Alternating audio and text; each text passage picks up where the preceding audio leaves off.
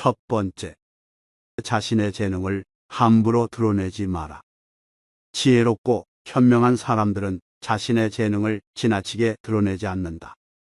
그들의 재능은 누구보다 뛰어나지만 그들은 다른 사람들에게 빛을 감추고 우둔함을 보여준다. 빛을 감추고 우둔함을 드러내는 것은 자신의 지능이 낮음을 보여주는 것이 아니라 자신을 보호하고 화를 일으키지 않으며 재능을 더 잘 발휘하기 위한 것이다. 비범함과 특별함을 추구하는 것은 적극적인 인생 태도다. 하지만 혼자만 자랑하고 주위 환경을 무시하면 타인과 어울리지 못하고 혐오감을 불러일으킬 수 있다. 옛부터 사람의 재능은 밖으로 드러내면 안 되고 감추라고 했다. 이 도리를 알아야 어리석은 자들의 질투를 받지 않고 내가 하고자 하는 일을 순조롭게 전개해 나갈 수 있다. 사람은 자기의 장점으로 인해 몸을 망치는 수가 많다. 단맛이 나는 샘물은 가장 먼저 마르게 되고 키가 큰 나무는 가장 먼저 잘리게 된다는 사실을 기억하라. 두 번째, 어리석은 자들을 피하라. 인생을 살아가다 보면 어리석은 자들을 만나게 된다. 이럴 때는 맞서는 기술과 피하는 기술이 필요하다. 사람은 군자와 소인이 있다. 군자는 어떠한 사람에게라도 공명정대하지만 소인은 항상 다른 사람을 놓고 계산하기 바쁘다. 소인은 늘 주변의 크고 작은 이익을 살펴 수시로 공짜로 얻으려는 마음이 강하다. 심지어 그들은 다른 사람을 막무가내로 우매하기도 하는데 그 기세를 도무지 막을 길이 없을 정도다. 그러므로 소인과 교제할 때는 신중해야 하며 굳이 이들을 건드리기보다는 피하는 편이 낫다. 옛 현인들은 군자의 미움을 살지언정 소인의 미움은 절대 사지 말라고 했다.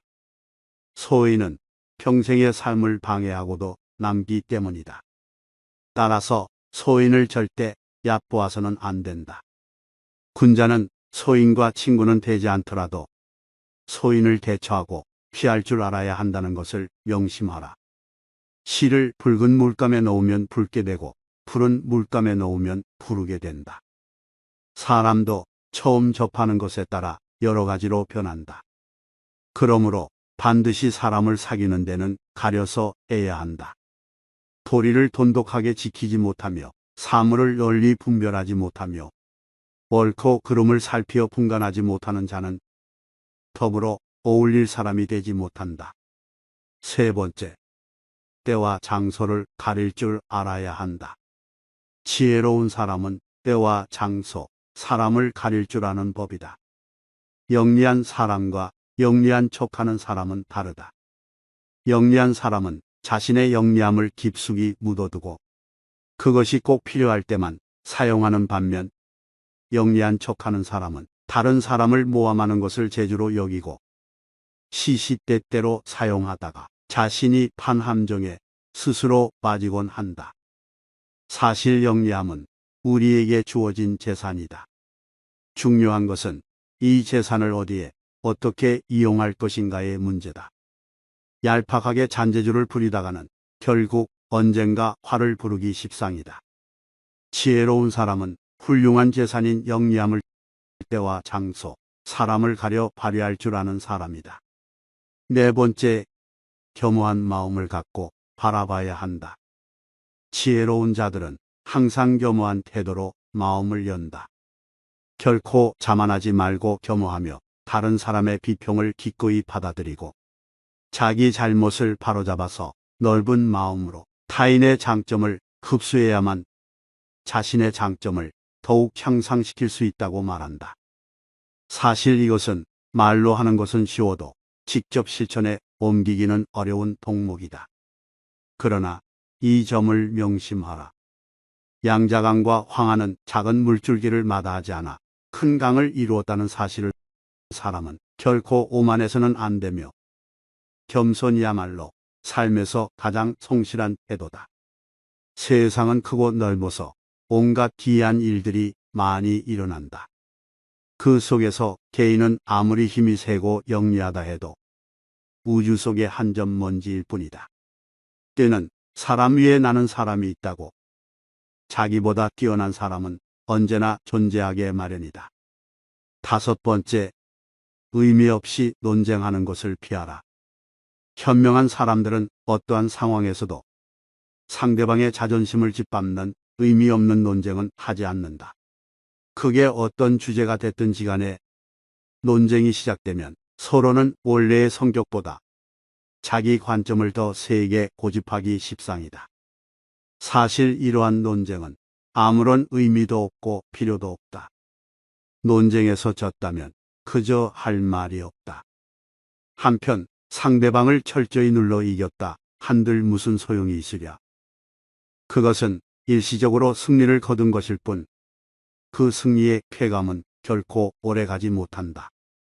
이뿐만 아니라 가장 큰 문제점은 논쟁에서의 승리를 상대방의 자존심을 짓밟은 대가로 얻었다는 것이다. 남의 체면을 깎아 얻은 승리 때문에 상대로부터 원한을 사서 언젠가 큰 화를 당할지도 모르는 일이다. 상대방과 논쟁할 때는 두 가지 결과를 생각해 봐야 한다. 하나는 의미 없는 표면적 승리이고 또 하나는 상대방의 호감이다. 이 두 가지는 한꺼번에 얻을 수 없다. 따라서 우리가 진정으로 원하는 것이 과연 무엇인지 곰곰이 저울질해보고 생각해 봐야 한다. 여섯 번째, 교만한 마음가짐을 버려라. 나를 비워야 타인을 담을 수 있는 것이다. 교만은 사람의 몸을 감싸는 앞치처럼 나에게 훌륭한 조언을 건네는 친구를 쫓아버린다.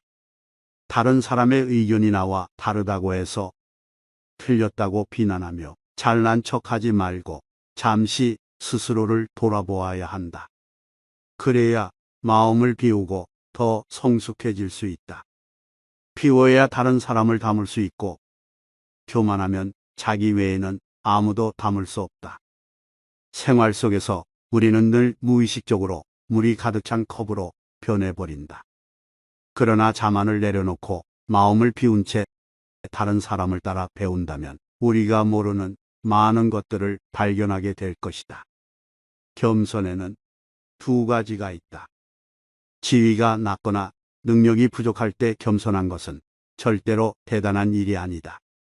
어떤 일에서 성과를 얻고 지위가 있음에도 다른 사람에게 칭찬을 받을 때 겸손한 것이야말로 사람들의 존경을 받는 진정한 겸손이다. 일곱 번째, 아첨하는 사람과는 서서히 거리를 두어라. 지혜로운 사람들의 특징을 살펴보면 그들은 아첨하는 사람을 곁에 두지 않는다. 아첨하는 자들이 악인이라는 것은 아니다. 대부분의 사람들은 가정이나 사회에서 다른 사람의 노여움을 사지 않으려고 한다. 그 때문에 대부분 좋은 말로 남의 기분을 맞춰주려고 하며 듣기 싫은 말을 해서 남에게 미움을 사는 것을 꺼려한다. 그렇기에 인간의 당연한 본성일 뿐 좋은 말을 하는 것이 결코 나쁜 일은 아니다. 다만 문제는 친구 입장에서 듣기 좋은 말만 한다면 그것은 친구의 의무를 다하지 않는 것이다. 즉, 결점이 있는 줄 뻔히 알면서도 듣기 좋은 얘기만 하느라 결점에 대해 입을 다문다면 그것은 진정한 친구라고 할 수 없다는 것이다. 만일 결점마저도 칭찬하는 사람이 있다면 그것은 다른 속셈이 있어서일 것이다.